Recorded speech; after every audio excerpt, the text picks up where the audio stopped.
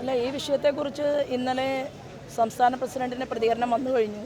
അപ്പോൾ വീണ്ടും ആ വിഷയത്തെക്കുറിച്ചിട്ട് എനിക്ക് പ്രതികരിക്കണമെന്ന് തോന്നുന്നില്ല. എന്നാൽ കേരളത്തിൽ വളരെ സമരസതയോടുകൂടി തന്നെയാണ് പൊതുസമൂഹം ജീവിക്കുന്നത്.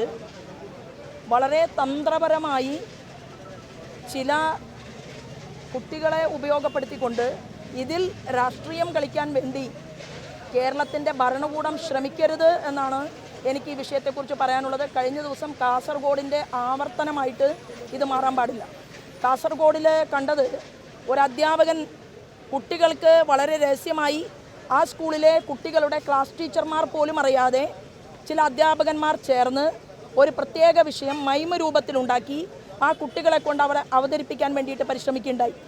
അതിനും നമ്മുടെ രാജ്യത്ത് നിലനിൽക്കുന്ന രാജ്യത്തിൻ്റെ നയത്തിനെതിരായിക്കൊണ്ട് രാജ്യദ്രോഹ ശക്തികൾ എന്താണോ പറയുന്നത് ആ പറയുന്നതിനെ കുട്ടികളുടെ മസ്തിഷ്കത്തിലേക്ക് അടിച്ചേൽപ്പിക്കാൻ വേണ്ടി പരിശ്രമിച്ച ഒരു കൂട്ടം അധ്യാപകർക്ക് പിന്തുണ പ്രഖ്യാപിക്കുന്ന മന്ത്രിയായിട്ട് ശ്രീമാൻ ശിവൻകുട്ടിയെ അവിടെ കാണാൻ സാധിച്ചു.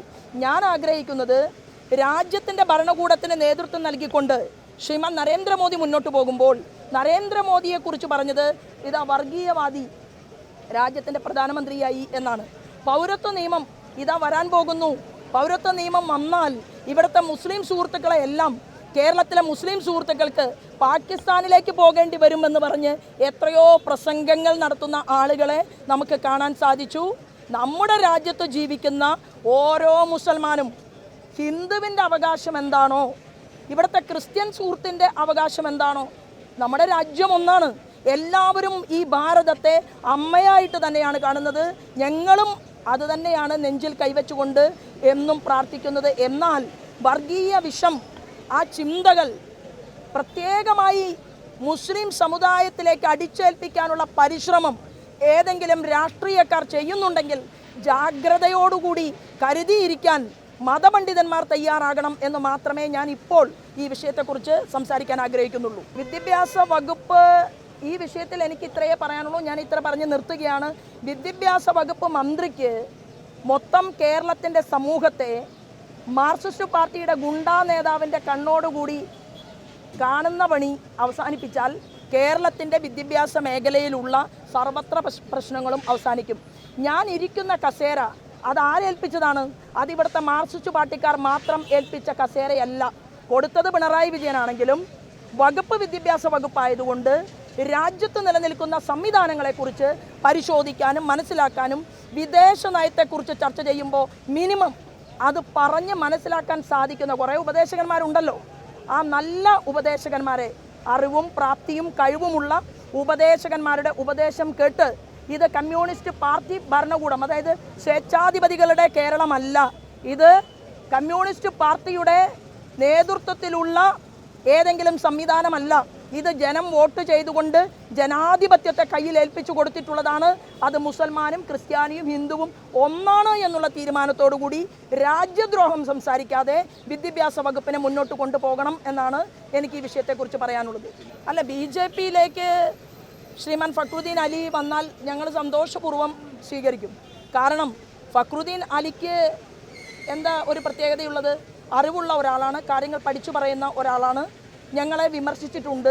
ഞാൻ ഉൾപ്പെടെ TV ചാനലിൽ ഇരിക്കുന്ന സമയത്ത് എത്രയോ തവണ ശ്രീമാൻ ഫക്രുദ്ദീൻ അലി വിമർശിച്ചിട്ടുണ്ട്. അത് അദ്ദേഹത്തിൻ്റെ സ്വാതന്ത്ര്യമാണ്. എന്നാൽ സമൂഹത്തിൽ ഒരു സമരസത ഉണ്ടായി കാണണം എന്ന് അദ്ദേഹം ആഗ്രഹിക്കുന്നുണ്ടെങ്കിൽ അദ്ദേഹത്തോടൊപ്പം അദ്ദേഹത്തിൻ്റെ വാക്കുകൾ മനസ്സിലാക്കുന്നതിൽ ഒരു തെറ്റും എനിക്കതിൽ തോന്നുന്നില്ല. BJP ഞങ്ങൾ പറഞ്ഞിട്ടുള്ള എന്താണ്? ഞങ്ങൾ രാജ്യത്തിൻ്റെ ഭരണകൂടവുമായിട്ട് മുന്നോട്ട് പോകുന്നത് ഒന്നാം സ്ഥാനത്ത് സാമ്പത്തിക ശക്തി രാഷ്ട്രമായിട്ടും മേക്ക് ഇൻ ഇന്ത്യയും സ്റ്റാർട്ടപ്പ് ഇന്ത്യയും സ്റ്റാൻഡപ്പ് ഇന്ത്യയും എല്ലാമായിട്ടുള്ള ഒരു വികസിത രാജ്യമായിട്ട് ഇന്ന് നമ്മൾ കടന്നു വരികയാണ്. നമ്മുടെ നാണ്യപ്പെരുപ്പം അത് കുറയുകയാണ്. നമ്മുടെ എല്ലാ ബാങ്കിങ് സെക്ടറും പുരോഗതിയുടെ പാതയിലേക്ക് മുന്നോട്ട് പോവുകയാണ്.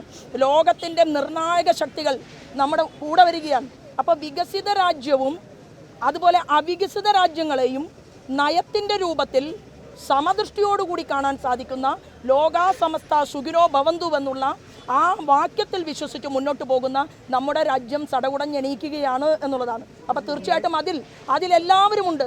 അതിൽ സാഹിത്യകാരുണ്ടാകും, അതിൽ എഴുത്തുകാരുണ്ടാകും, അതിൽ സിനിമാക്കാരുണ്ടാകും.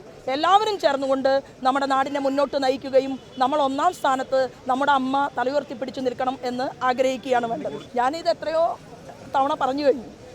അതായത് കടകംപള്ളി സുരേന്ദ്രൻ ദേവസ്വം വകുപ്പ് മന്ത്രിയായിരുന്നു. കടകംപള്ളി 4 തവണ കടകം പറഞ്ഞാലും കേരള മുഖ്യമന്ത്രി അറിയാതെ ഈ കളവ് നടത്താൻ പറ്റില്ല.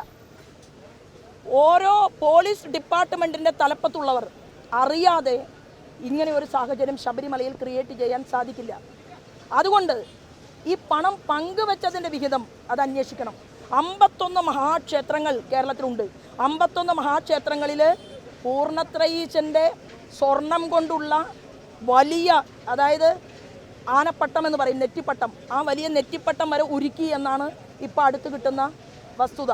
51 ക്ഷേത്രങ്ങളിലെ കാണിക്കയും നടവരവും സ്വർണവും വെള്ളിയും ഉൾപ്പെടെയുള്ള മുഴുവൻ വസ്തുവകകളും അന്വേഷിക്കാൻ വേണ്ടിയിട്ടാണ് ഒരു കേന്ദ്രത്തിൻ്റെ CBI അന്വേഷണം ഈ വിഷയത്തിൽ വരണമെന്നും അതിനെ തുടർന്ന് എല്ലാം എണ്ണി തിട്ടപ്പെടുത്തി ജനങ്ങളുടെ മുന്നിൽ ആ കണക്ക് അവതരിപ്പിക്കണം എന്നും ഞങ്ങൾ ആവശ്യപ്പെട്ടിട്ടുള്ളത്. ഞങ്ങൾ ആ സമര പോരാട്ടത്തിലാണ് ആഭ്യന്തര വകുപ്പ് കൈകാര്യം ചെയ്യുന്ന മുഖ്യമന്ത്രിയുടെ നേതൃത്വത്തിലുള്ള ഒരു അന്വേഷണത്തോടും ഭാരതീയ ജനതാ പാർട്ടി യോജിക്കുന്നില്ല. ഇത് ജനങ്ങളുടെ മുന്നിൽ തുറന്ന് കാട്ടപ്പെടുക തന്നെ വേണം എന്നുള്ളതാണ്.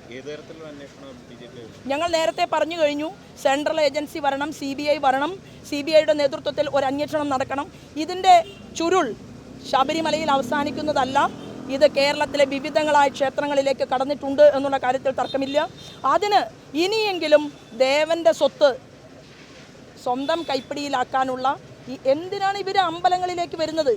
മാർക്സിസ്റ്റ് പാർട്ടി വിശ്വസിക്കുന്നത് മാർക്സിസത്തിലാണ്.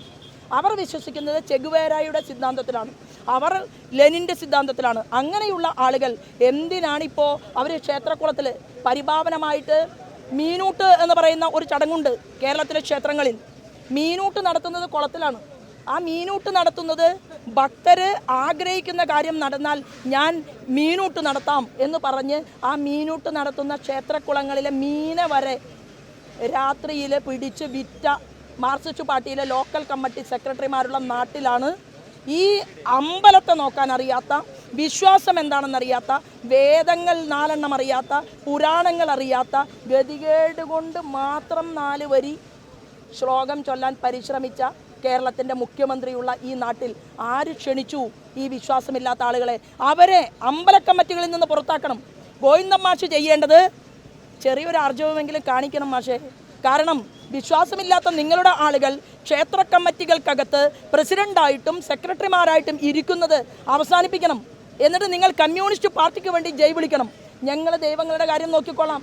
കാരണം ഞങ്ങളെക്കുറിച്ച് പറഞ്ഞല്ലോ, ശബരിമലയിൽ പ്രതികരണവുമായി പോയപ്പോൾ വിളക്ക് കണ്ട സ്ഥലത്തെല്ലാം കുമ്പിട്ട് പ്രാർത്ഥിക്കുന്നവരാണ് BJPക്കാർ എന്ന് പറഞ്ഞു, അധിക്ഷേപിച്ചു. അപ്പം ഞങ്ങൾ ഈശ്വര വിശ്വാസികളെ വെറുതെ വിടുക, നിങ്ങൾ ക്ഷേത്രങ്ങളിലേക്ക് വരാതിരിക്കുക എന്നുള്ളതാണ് ഭാരതീയ ജനതാ പാർട്ടിയുടെ ആവശ്യം. ഇതിനെല്ലാം മാറ്റം വരും. 20% എന്തായാലും വന്നിട്ടുണ്ടല്ലോ. ഭാവിയിൽ ജനങ്ങൾ സ്വീകരിക്കും എന്നുള്ള കാര്യത്തിൽ തർക്കമില്ല. ഞാൻ പറയാൻ ആഗ്രഹിക്കുന്നത്, രാജ്യത്ത് കോൺഗ്രസ്സിലെ തലമുതിർന്ന 60% നേതാക്കന്മാരും ഇപ്പോൾ ഭാരതീയ ജനതാ പാർട്ടിയിലാണ്.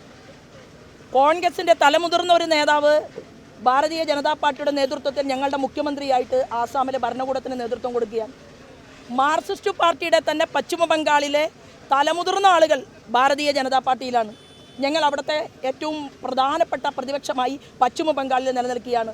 ഞങ്ങൾ ഛത്തീസ്ഗറും അതുപോലെ തന്നെ ഈ 16 സംസ്ഥാനങ്ങൾ ഞങ്ങൾ ഒറ്റയ്ക്കും, അതുപോലെ 4 സംസ്ഥാനങ്ങൾ ഞങ്ങൾ NDA സഖ്യകക്ഷിയുമായിട്ട് ഭരിച്ചുകൊണ്ടിരിക്കുകയാണ്. അപ്പോൾ അതുകൊണ്ട് അവരുടെ പട്ടിക എത്ര ജംബോ പട്ടികയാണെങ്കിലും മാർക്സിസ്റ്റ് പാർട്ടിക്ക് ബദലല്ല കോൺഗ്രസ്. മാർക്സിസ്റ്റ് പാർട്ടിക്ക് ബദലായി കേരളത്തിൻ്റെ പൊതുസമൂഹം മുന്നോട്ട് പോകണമെങ്കിൽ അത് ശ്രീമാൻ നരേന്ദ്രമോദി വിശ്വസിക്കുന്ന ഭാരതീയ ജനതാ പാർട്ടിയാണ് ഒരേ ഒരു ഓപ്ഷൻ BJPക്ക് ഈ സമൂഹത്തിന് എന്ന് പറയാൻ ഒരു BJPയുടെ പ്രവർത്തകയായിട്ടുള്ള ഞാൻ ആഗ്രഹിക്കുകയാണ്. അല്ലെങ്കിൽ ഇപ്പോൾ ശബരിമലയിലെ ആചാരത്തോടുള്ള സ്നേഹം കൊണ്ടല്ല കഷ്ടപ്പെട്ട് കോൺഗ്രസ്സുകാർ വെയിൽ കൊണ്ട് യാത്ര നടത്താൻ തീരുമാനമെടുത്തിട്ടുള്ളത്. അവർ തീർച്ചയായിട്ടും ഇതിനെ സുതാര്യമായി കണ്ടിരുന്നുവെങ്കിൽ 1950 ശബരിമല തീവെപ്പുണ്ടായത്. 57 IG-യുടെ നേതൃത്വത്തിൽ ഒരു കമ്മീഷൻ റിപ്പോർട്ട് വന്നത്. 57 അത് മേശപ്പുറത്ത് വെച്ചു. എന്തേ കോൺഗ്രസും മാർക്സിസ്റ്റ് പാർട്ടിയും മാറി മാറി മുഖ്യമന്ത്രിമാരുണ്ടായിട്ട് ആരാ തീ വെച്ചത് എന്ന് പൊതുസമൂഹത്തോട് പറയാൻ സാധിക്കാത്തത്? അതിനർത്ഥം ഇന്ന് കോൺഗ്രസ് നടത്തുന്നത് തീർച്ചയായിട്ടും അവരുടെ രാഷ്ട്രീയത്തിന് വേണ്ടിയിട്ടാണ്. അവർ എത്ര പേർ കേരളത്തിൽ ഇരുന്നാലും ഞങ്ങൾക്കത് കൂടുതൽ ആളുകൾ ഉണ്ടാകണം എന്നാണ് ഞങ്ങൾ ആഗ്രഹിക്കുന്നത്. ഒരുപാട് ആളുകളുള്ള ഒരു വലിയ ജംബോ കമ്മിറ്റിക്ക് കേരളത്തിൽ അവിടെ ഇന്ത്യ മുന്നണിയാണ്. ഒറ്റ ഫോൺ കോൾ വരേണ്ട താമസമേ ഉള്ളൂ. ശ്രീമാൻ കെ സി വേണുഗോപാൽ പറയും സോണിയ മേഡത്തിൻ്റെ ഫോൺ വന്നിട്ടുണ്ട്, അതുകൊണ്ട് തൽക്കാലം എല്ലാവരും രാഹുൽ ഗാന്ധി പറഞ്ഞിട്ടുണ്ട് പിണറായി വിജയനുമായിട്ട് നമ്മൾ കൈകോർത്തിരിക്കുകയാണ്. ഉറയിലിട്ട വാളൂരിയെടുക്കാൻ സ്റ്റാലിനെ സഹായിച്ചത് കേരളത്തിൻ്റെ മുഖ്യമന്ത്രി പിണറായി വിജയനാണ്. ഇവിടെ ഒരു മുറുക്കാൻ കടയില്ലെങ്കിലും സ്റ്റാലിൻ വലിയ വലിയ പദ്ധതികളൊക്കെ കൊണ്ടുവരുന്നുണ്ട്. അപ്പോൾ രാജ്യത്തിൻ്റെ ഇന്ത്യ നയത്തിന് അനുകൂലമായിട്ട് പിണറായി വിജയൻ അനുകൂലമായിട്ട് നിങ്ങൾ നിൽക്കണമെന്നുള്ള കെ സിയുടെ ഒരു ഫോൺ കോൾ വന്നാൽ മാർക്സിസ്റ്റ് പാർട്ടി കഥം അവസാനിച്ചു. അപ്പോൾ ആ ഒരു സാഹചര്യമാണ് ഇന്ന് കേരളത്തിൽ നിലനിൽക്കുന്നത്. ജനങ്ങളത് ബോധ്യപ്പെട്ടിട്ടുണ്ട്.